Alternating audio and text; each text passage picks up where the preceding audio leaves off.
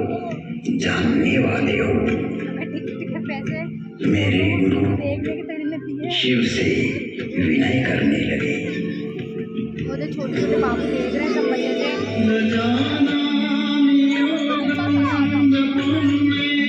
नीचे खड़ा के पेड़ में मत देख, या बेटा वो जो निकाल के छूट जाएगा ना पेड़।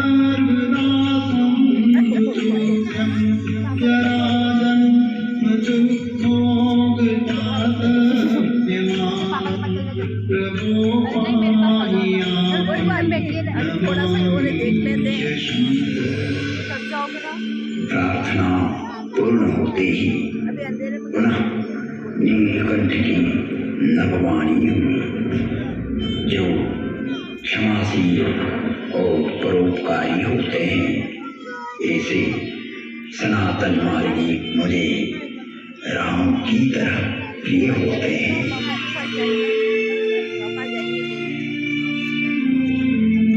आशुतोष शिव अवधरदानी भगवान शंकर शीघ्र ही प्रसन्न हुए एवं कहा, इसने सनातन धर्म का घोर अपमान कर धार्मिक मार्ग की स्थापना का प्रयास किया है।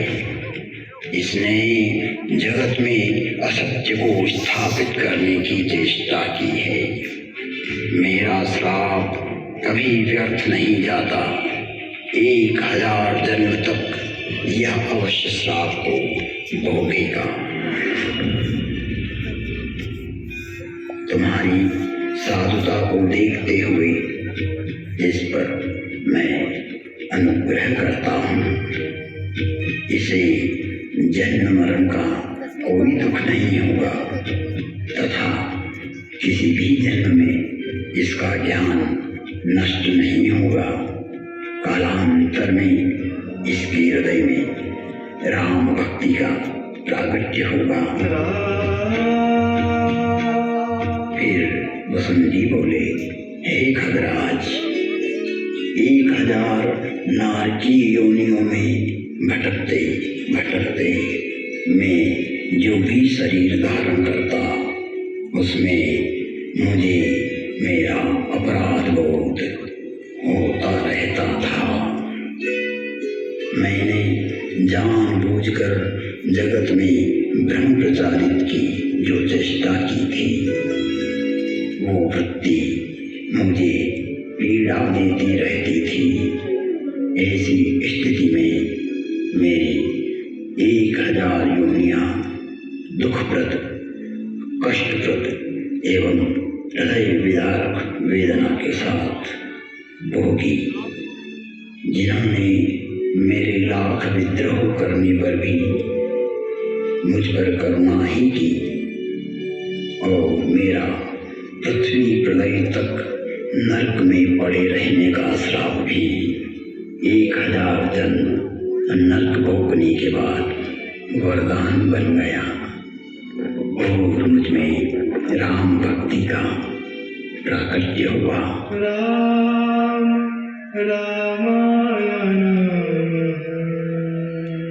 वंदे बोधमयं नित्यं गुरुं शंकर रूपिणं यमाश्रितो हि वक्रोऽपि चंद्र सर्वत्र वंद्यते। बोधमयं सनातन धर्म स्वयं शंकर ही होता है, जिसके आश्रित होने पर विघटनकारी व्यक्ति भी समन्वय करने लगता है और वंदनीय हो जाता है।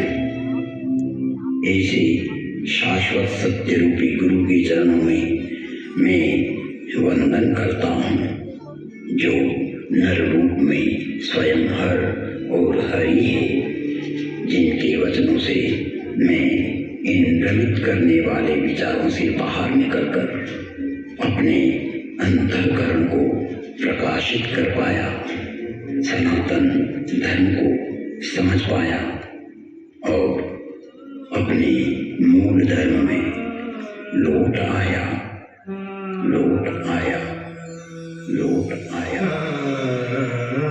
तुम त्रिभुवन गुरुवेद बखाना, आन जीव पावर का जाना, विश्वनाथ मम नाथ पुरारी, त्रिभुवन महिमा विदित तुम्हारी, विदित तुम्हारी, विदित तुम्हारी।